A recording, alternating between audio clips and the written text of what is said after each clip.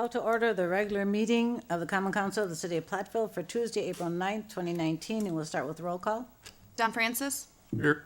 Eileen Nichols. Here. Barbara Stockhausen. Here. Sina Sharp is absent. Barbara Doss. Here. Ken Killian. Here. Robin Klein. Here. First item on our agenda is consideration of the consent calendar. The following items may be approved on a single motion and vote due to their routine nature or previous discussion. Please indicate to the council president if you would prefer separate discussion and action. First item is council minutes from our March 26th regular meeting. B is payment of bills. C, financial report for March. D is appointments to boards and commissions, and I have 3 this evening.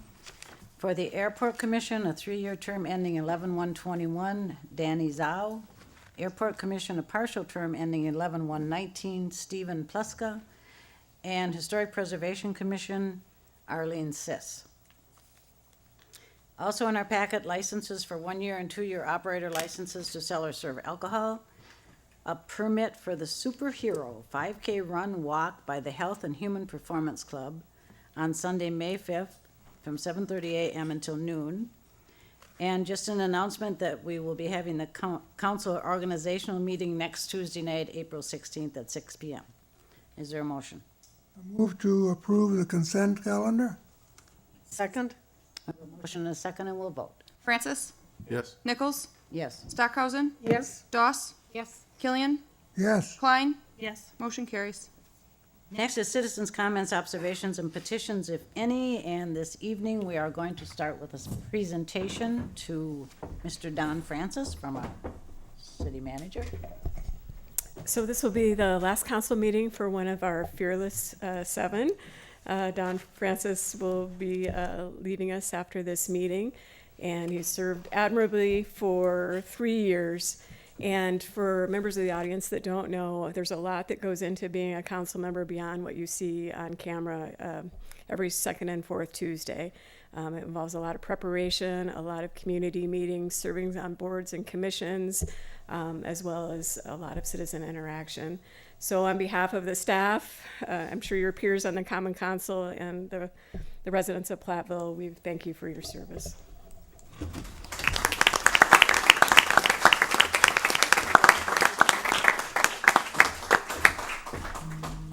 I would be like the first to echo all that. Thank you very much for serving. It's, as Karen said, a lot more time-consuming than most people understand until they actually become a council person, but it's also very rewarding, and I'm sure you felt that way, so thank you. Thank you.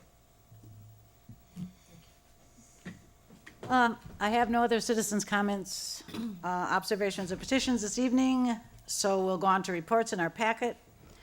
Water and Sewer Commission, Killian, Stockhausen, or Sharp. No addition. Museum Board, Stockhausen. Nothing to add. Parks, Forestry, and Recreation Committee, Francis. Nothing to add? Housing Authority Board, Killian. No addition. Also in our packet, Water and Sewer Financial Report for March, the Airport Financial Report for March, and also a series of Department Progress Reports. Are there any questions or comments on any of those? All right, hearing none, we'll go on to the first action item, Contract 119 Lewis and Court Street Reconstruction.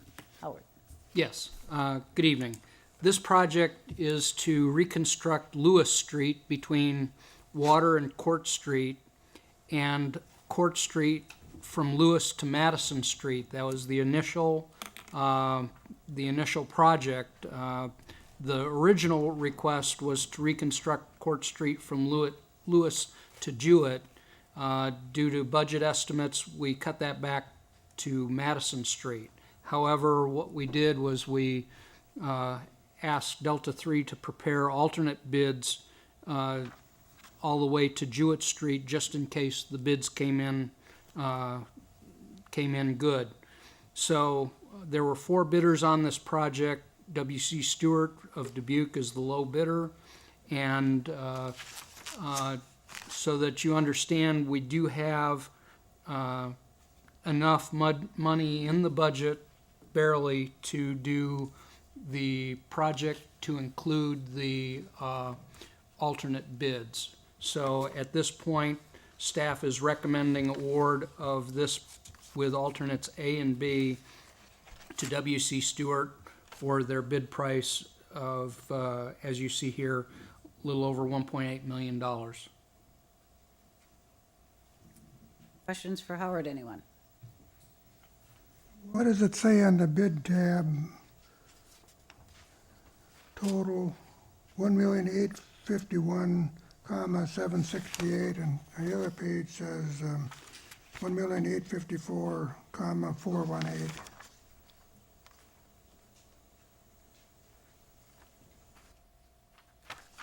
I'm sorry, that was an error on my part.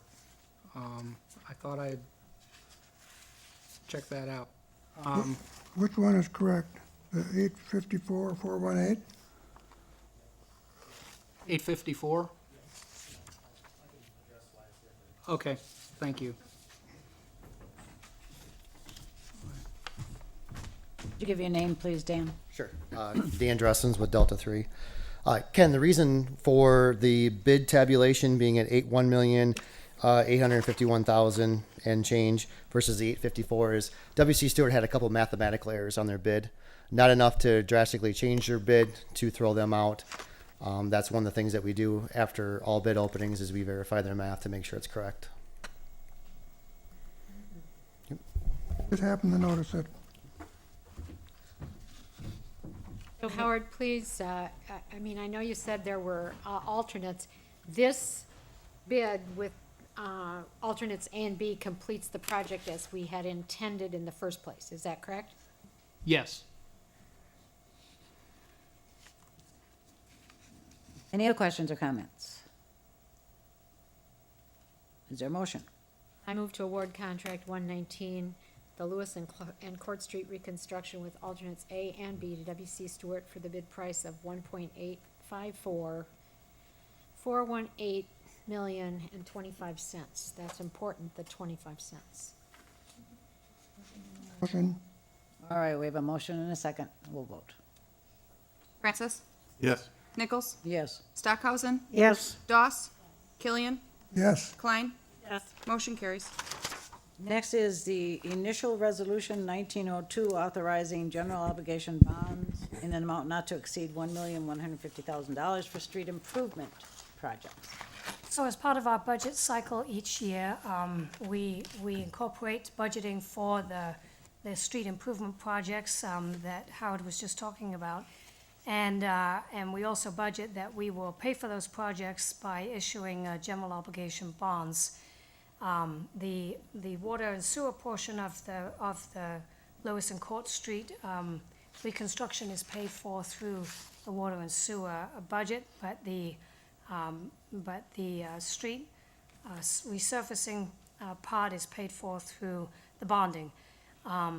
We have Dawn Gunderson Shield from Ellis here to present the GO bond issue, and I'll invite her to come up.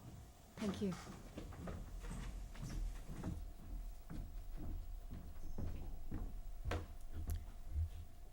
Good evening. You have on your agenda 3 action items that relate to this debt issuance. They've been prepared, these resolutions were prepared by your bond attorney at Quarles and Brady. And the first one that's been read to you relates to the fact that we're issuing bonds, purpose bonds for the purpose of street projects. And the second resolution, which will be to notify the electors that you will be issuing bonds. There's a publication requirement. And the third one is to allow to proceed for the sale of the general obligations bonds for the amount of $1,150,000. I also laid before you this evening a document entitled a pre-sale report. This kind of summarizes the purpose of what you're financing, the statutory references that allows you to finance this, how it relates to other debt issuance you have outstanding. These bonds will be issued for a 15-year term. Payment will begin in March of 2020 with your first interest payment taking place then. You currently hold a bond rating with Standard & Poor's at a AA-. We will schedule another rating call to have this issue rated. That will happen within the next several weeks. And there's some additional information about, we will do this on a competitive basis.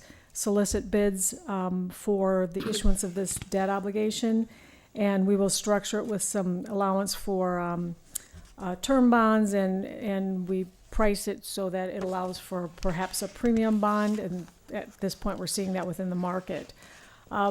You do currently use Quarles and Brady. You would most likely be your own paying agent unless we have term bonds, and then we'll make accommodations for that, and we'll have it rated by S&P. So the action this evening is to authorize the initial sale. We would then prepare an official statement and hold a rating call. We'll provide that information to the market and collect competitive bids on May 14th, at which time we'll receive those bids and bring them forward to you, to your meeting that evening for consideration and acceptance of the low bid on the sale. And we're have a closing date for May 30th, at which time you'll have your cash to pay for project costs for the projects that you'll be financing. If you'll turn to page 5, this will be another schedule that you'll see at the day of closing. This identifies the project's amount you're financing, the estimate for the cost to issue that, and the amount of the sizing of $1,150,000. I might note that we did a comparison with utilizing the state trust fund, and financing in this method is an overall lower cost to the city to do so than the current rates that the state trust fund offers. On the large pullout page, this we prepare this because we always want to structure any new borrowings around any of your current debt. I just want to point out that this analysis does make an assumption that there will be some point where you'll be covering some of the debt related to your tax increment district number 6. Is that correct? 6? Yes. Okay, sorry. So that is yet to be determined, but we've got that forecasted in as we have structured this. So our structuring is in the middle columns in kind of the pink color, if it printed that way for everyone, where we'll begin. We've kind of structured around existing debt, so we've got a couple years where we're only paying for interest before we bring the principal, so we can kind of control the impact for this issue. We've also, it's not presented here, but as we work for the analysis to update your long-range planning, we have done a preliminary look at the financing going forward. We've shared that with staff, and this will be in line with building on additional needs going forward into the future. The last schedule is to give you a sense of where interest rates have been over the last year. I'm pleased to report that we're really, at this point in time, over the last 12 months period, we're back down to almost that low, which was in June of 2018. You can see that interest rates, and this is for a maturity at 20 years.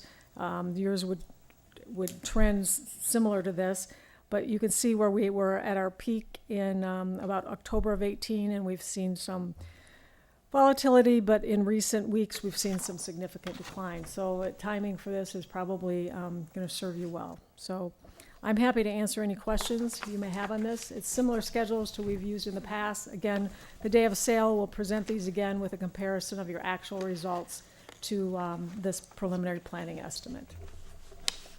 Interest rates over the 15 years, looking at, what do you call that, pink? These are estimated? In other words, they could go up in the 15 years? They could go down? These are estimated, but once we sell, they're locked in. So They're locked in. They're locked in once we hit the sale date. So they're estimates now. We base that on actual sales results, and we usually put a little bit of hedging for market change. So, but what happens when you do municipal bonds is each maturity holds its own interest rate because the investor is lending you money for that term. So, for example, the very, very bottom one, that investor is lending you that maturity of $120,000 for 15 years. The interest rate would be higher than the investor that's giving you the loan out to 2023.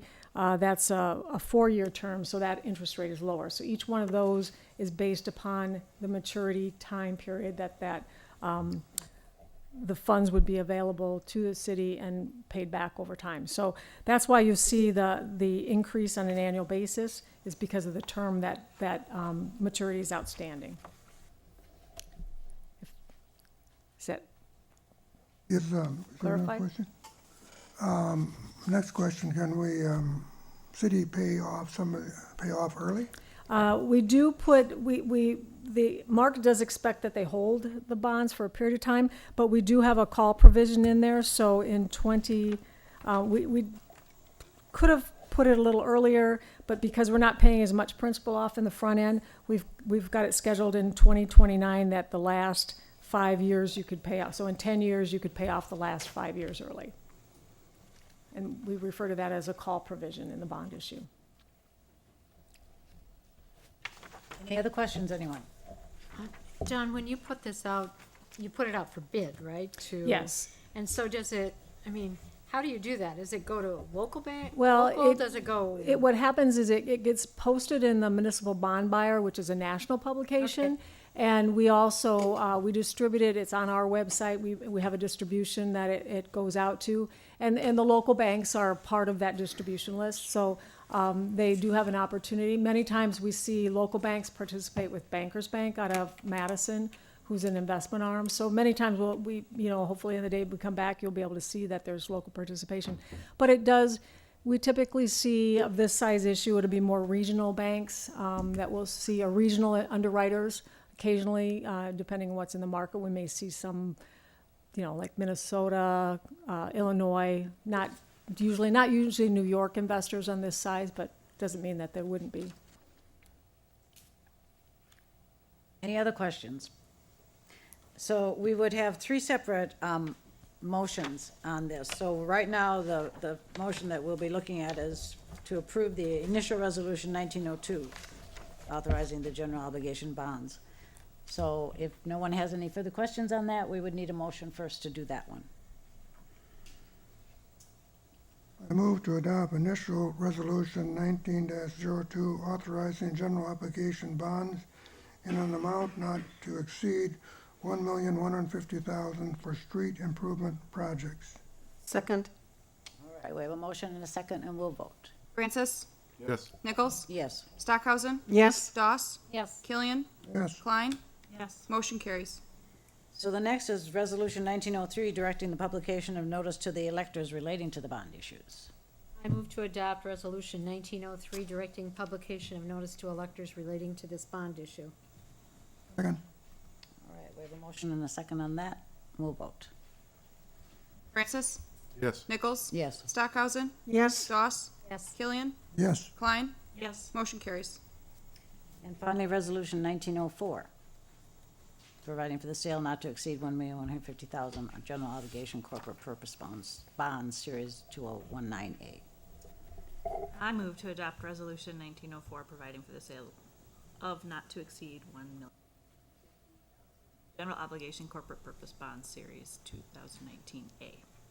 Second. All right, we have a motion and a second, and we'll vote on that. Francis. Yes. Nichols. Yes. Stockhausen. Yes. Doss. Yes. Killian. Yes. Klein. Yes. Motion carries. Thank you. You're welcome. And tonight, our final action item is the PATH Creative Community Plan. We'll have a presentation, and actually, thanks to everyone who's here tonight. You can come up, Eric, that's fine. But we are going to have a presentation, and you'll have to turn around and watch it on the screen in the back.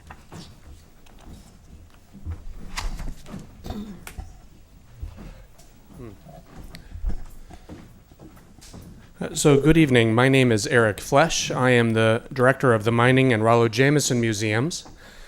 And around 2 years ago, my predecessor, Diana Bolander, and others came up with the idea for a project that would involve doing the work on creative placemaking for the city of Platteville. And they actually wrote a grant and were awarded a grant for $25,000 from the National Endowment for the Arts, a $25,000 Our Town grant. 15 months of work now has gone into the creation of a creative community plan.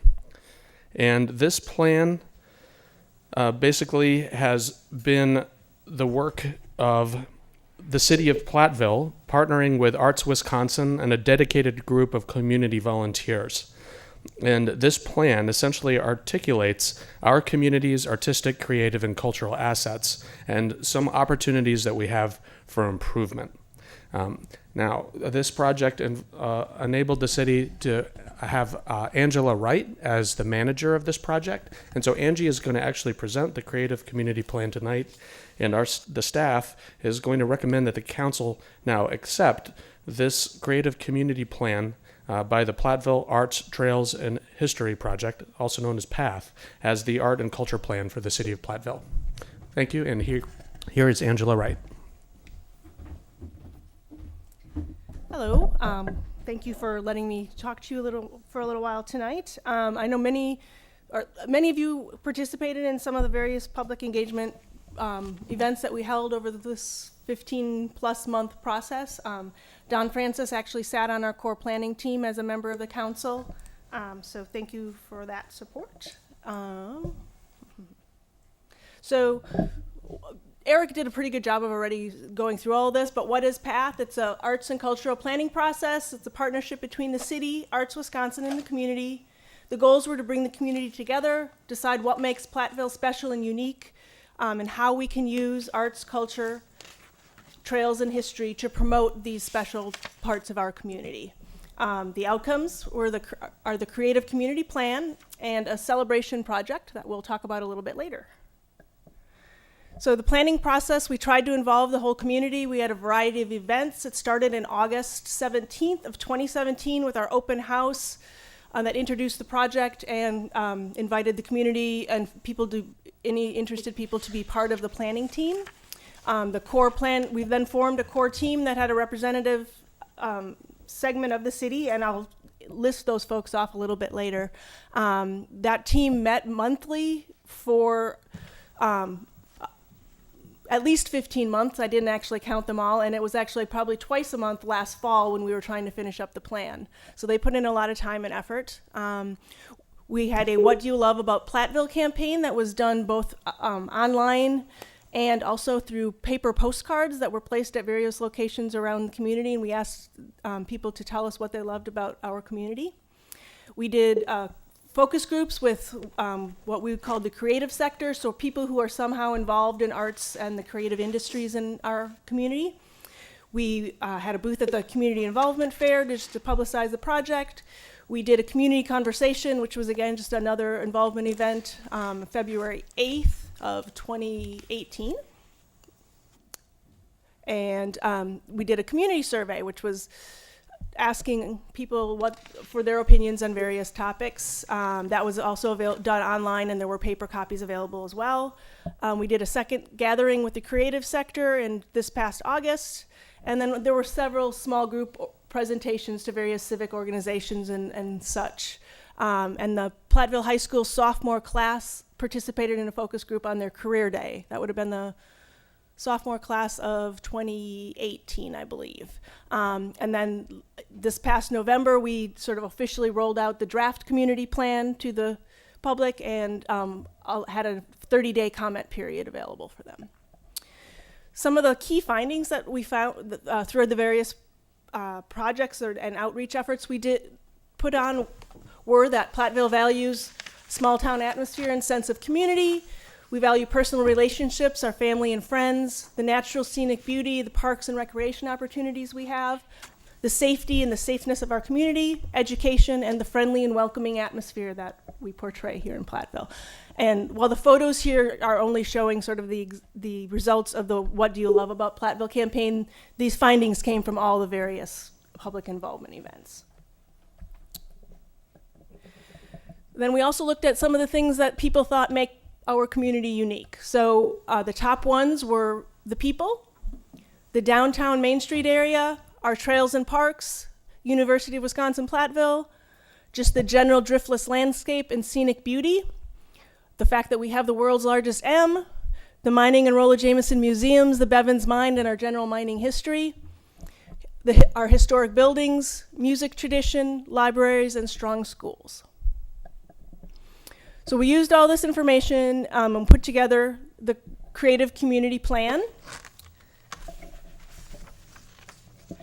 The 4 main goals that we identified were to build leadership and capacity within Platteville's cultural, history, arts, and trails communities, to increase visibility of Platteville's cultural, history, arts, and trails offerings through strategic marketing, and to cultivate and support our creative economy, to increase opportunities for community members and visitors to experience diverse and engaging culture, history, arts, and trails activities. So these were the 4 main goals. Then we developed some objectives, and I realize this is kind of small and you can't see this, but this is in your packet and this plan is available on the website. I think the website might still have the draft plan, but we can get that updated probably tomorrow. And to be honest, the draft plan only varies from the final plan in that there were a few typos identified. There's no major content changes in between the draft and the final. So the goal, some of the objectives in order to accomplish those goals. This slide sort of illustrates how they relate to the goals, and you can see that each objective relates to at least 2 of the goals. Most of them relate to 3 or all 4 of the goals that were identified in the plan. And the plan is intended to serve as a tool for organizations and individuals who are interested in helping achieve more creative endeavors in Platteville, and it's meant to be flexible, not be a strict guide.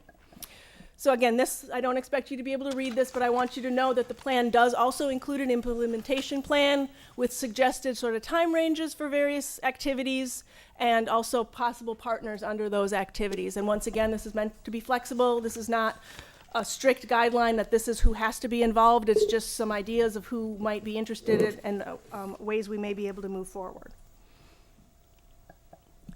So what are the next steps? Well, we would like everybody to share the plan widely throughout the community, recommend that various organizations and businesses sign on or adopt the plan, and take ownership in achieving some of those goals and objectives. We urge individuals, organizations, and businesses to identify strategies and actions that they're interested in and would like to help pursue. We'd like to encourage the city to assess ways that it can support the action being generated by the community. And we will be having a celebration project this June. So on to that. So our celebration project is going to be Chalk and Cheese Fest on June 22nd. This is going to be an outdoor art, food, and music festival. Artists of all ages and abilities will be invited to help create colorful artwork using Platteville's streets and sidewalks, and possibly the David Caney Roundtree Branch Trail. We're still working on locations to produce this artwork. So, and regional cheese producers and local food trucks and other local food purveyors will be invited to set up near these art spaces to offer food and the flavors of our region. And then we also plan to have some music over in City Park over the course of the day. And hopefully more details will be following shortly. We're working frantically to get the planning underway. Other ideas that came about from the various PATH projects. Most of these photos, again, are from other communities, but these are things that came out through the survey or the various public meetings that we had. So the Chalk Art Festival was one that came out, and that's what we ended up pursuing. Utility box wraps, sidewalk poetry or art that is either stamped in, or that middle picture is actually a product that repels water in the rain, so the artwork is only visible on rainy days. Murals and various forms of public art came up. A kinetic sculpture, a decorated bike parade, or some other festival, active festival like that was mentioned. And then there were lots more ideas from various types of art walks or festivals, art on the trail. Live music was one of the most popular ones. A gallery, a regular event such as Fifth Fridays, where there's always some kind of a festival that takes place on a regular basis. And all of these ideas are captured in the appendices of that plan so that we won't lose them. I guess, any questions? Is the plan coming back to the council next time for acceptance or approval? I believe that's tonight. It's tonight. Yep, it would just be a matter of accepting it. Yep. Okay. Yep. So we can talk about it. I'm sure it's going to be an ongoing conversation because, yes, the city is one of the partners, and certainly maybe when we have our strategic planning session for the year, we might touch on it then as well, so. but I know it's a lot of work. Yeah, and actually, so before I go, I do want to just recognize the people that were on the core planning team because they put in a lot of time and effort. Not many of them are here tonight, but they were Amelia Armstrong from the school district, Jamie Collins from Southwest Health, Nancy Collins from the Roundtree Gallery, Heidi Dias Macbeth, a downtown business owner and artist, Don Francis, representing the council, Bob Hunthausen, representing the Platteville Community Arboretum, Keisha King, an interested citizen, Kathy Kopp, representing the Chamber and Tourism. Emma Radosevich was our library representative. Katie Schutte, also representing the Roundtree Gallery, and she is also a local artist. Jessica Sprenger-Schulenberg, interested citizen. And Connie Steinhoff, an artist, interested citizen. And Catherine Westaby. So I want just to let you know that they all spent many, many hours on this project and thank them for their efforts. And then if you have any other questions, otherwise. I'll just thank everyone who worked on this because it's quite a report. There's a lot of information in there. And a lot to do. There is a lot. A lot to do. Right. So do we get to move to accept? Yes. I would be pleased to make a motion to accept the plan. I Pat? will second that. All right, so we have a, yes, Is it coming back, is she moving? I'm moving. yeah. Come back next time. No, we're gonna accept it tonight because I'd like to get moving on it. So we're just accepting it, Ken. We're not saying that, we're going to do everything in the plan.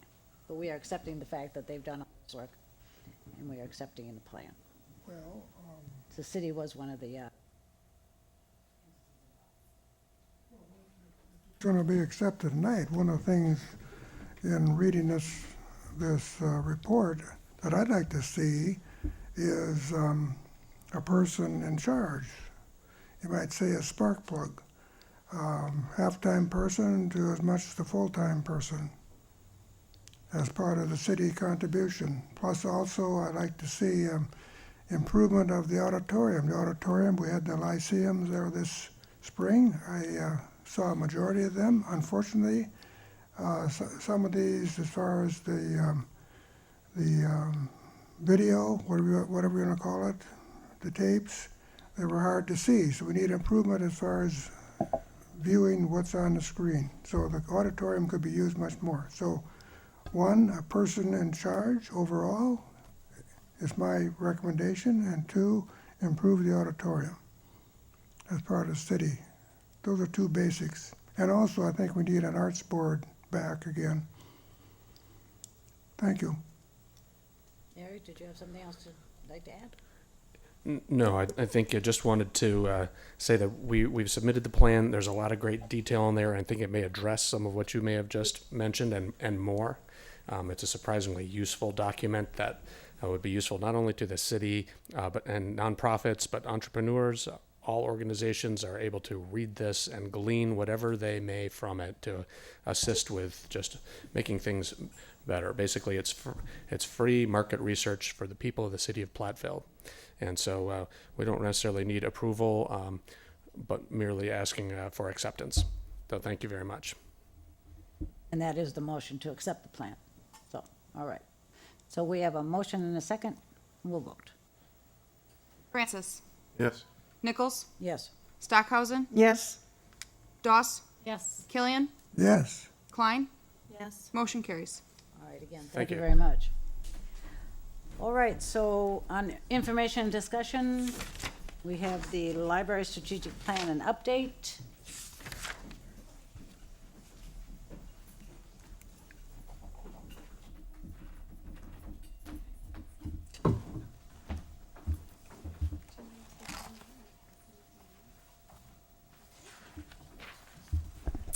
Good evening, everyone. My name is Jessie Lee Jones. I'm the director at the Platteville Public Library. I'm here tonight because we are celebrating National Library Week. It's always a great time to stop in and give you all an update on what we've been working on at the library. So I believe it was a year ago at this time that I was here to speak about our newly created strategic plan. So now I'm back to tell you what we've been working on in regards to that. I did pass out our annual report. This is just a fun way to see what we've been working on by the numbers. There are copies in the back if you want to take one on your way out. So you'll see as we go through this slide presentation, sorry, audience, you'll have to turn around. We identified five key components in our strategic plan. So you'll see at the bottom just kind of identifying what category the photos and talking points are referring to. So our first goal was to work on developing strong partnerships and collaborations within the community. So we did this successfully in 2018 by hosting the first ever district-wide art show. Any student in the school district that participates in the art program had a piece on display, and that was a very positive experience. We were able to continue that into 2019 as well.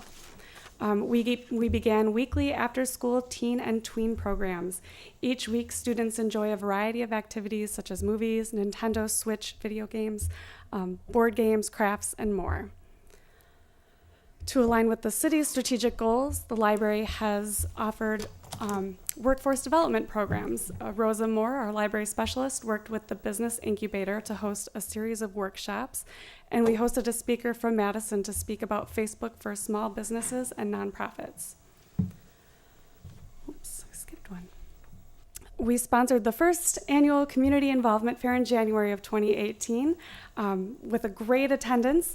We were able to repeat a successful event in 2019. Unfortunately, the weather was not as cooperative, so turnout was a little bit lower, but overall it's still a very positively received event by the community.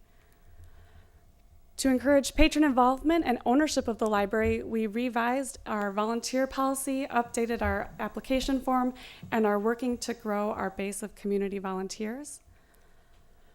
We expanded the number of adult-focused programs and events to provide opportunities for adults to connect and gather at the library and work with UW-Platteville for multiple programs. Examples included LGBTQ ally training for both staff and the public, African American film series, and pioneer talks. So the next strategic goal we're working towards is community awareness. There's a lot that we do, and sometimes it's very easy to lump libraries into the just books category. So we're putting a strong effort into getting out into our community. We participated in a variety of events, including Dairy Days Parade, UW-Platteville Resource Fair, Bridge Fest, New Student Scavenger Hunt, and Platteville School's New Families Registration. We also presented at Math and Reading Night and Exploration Night at the public schools. And the theme for our summer library program was Libraries Rock, so you might have seen a couple of rock star librarians in the Dairy Days Parade. Okay, so again, with the community awareness component, moving into a new building has meant that there is a slight learning curve for our patrons in terms of things like parking or where is the book drop. How do I find the early literacy materials? So we did work this year on adding a lot of new signage. You'll see in the center there, the Platteville Kiwanis recently made a lovely donation to help us create some clear signage for the early literacy area. And we like to make that fun, so we've also done some creative Facebook videos and book literary themed characters to keep things interesting. Adjusting to the new building, this is again both for patrons and staff. You might think that we're all settled in, but you might be surprised to know what is still in boxes in storage. So we've spent a lot of this last year still adjusting, talking things through, working on best practices and workflows. We did a safety-themed in-service where we discussed active shooter protocol, and as a result of that, we also formed a safety committee, which has been working on creating a safety manual and emergency kits for our tornado shelter.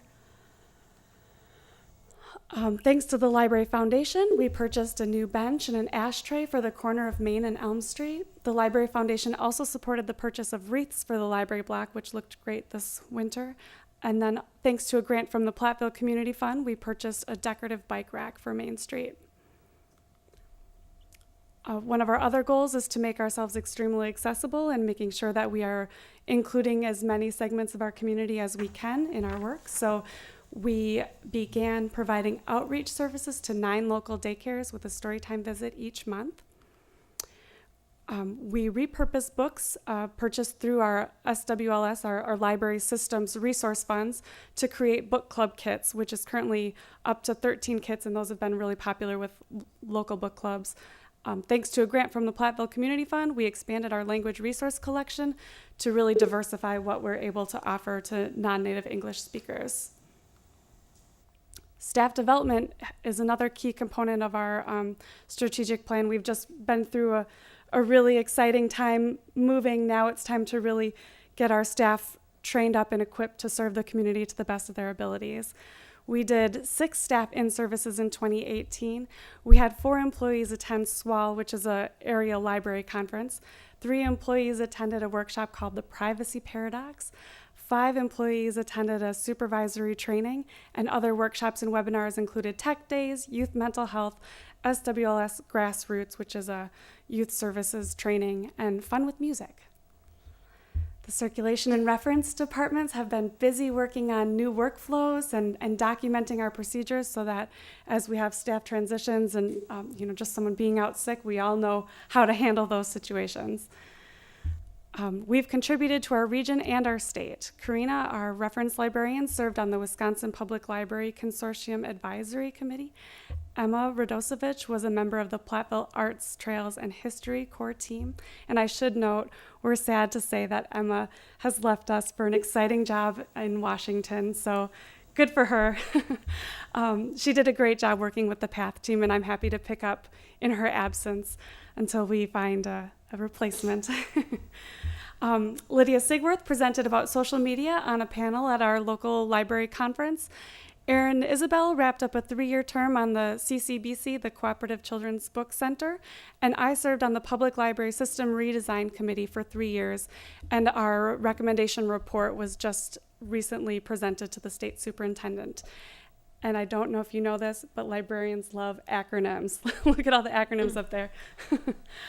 Okay, as a result of one of our employees' departure and our exit from our Sparkling Clean contract, we experienced significant staffing changes in 2018. Not all of these spaces are new to the library. Some of them did just move into different roles. We hired 2 regular part-time custodians and 2 substitute custodians and various library pages and library assistants. And we had fun. 2018 was a year of celebrations. Our 1-year anniversary at our new location was celebrated on June 27th. We had staff graduate from college, and we celebrated many holidays, including National Tea Drinkers Week, National Library Week, and more. Finally, the Library Foundation hosted their second Loud at the Library in 2018, which included music by John Peterson and Point 5. We raised over $1,200 to support future library projects, and we will be hosting this event again on Saturday, and I encourage you all to attend. And that is all. So if you have any questions for me.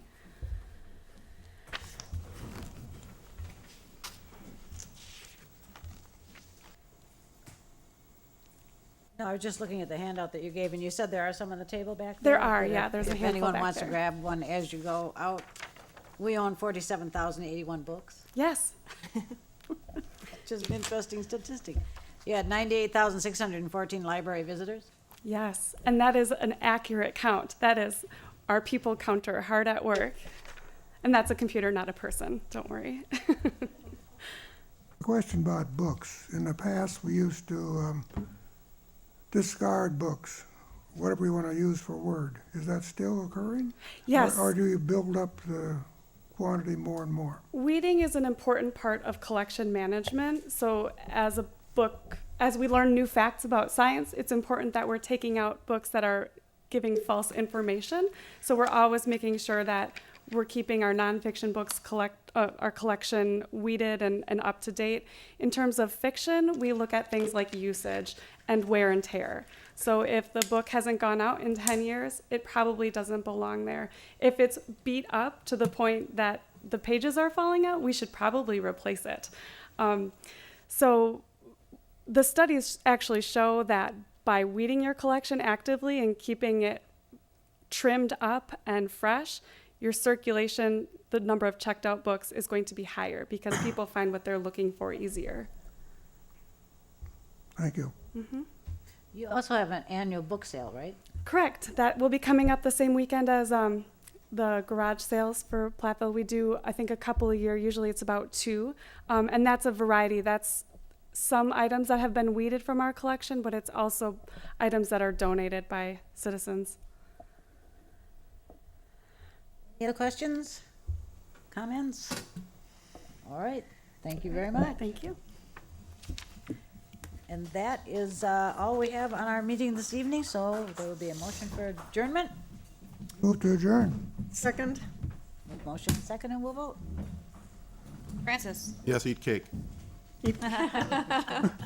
Nichols. Yes. Stockhausen. Yes. Doss. Yes. Killian. Yes. Klein. Yes. Motion carries. All right, thank you everyone for coming.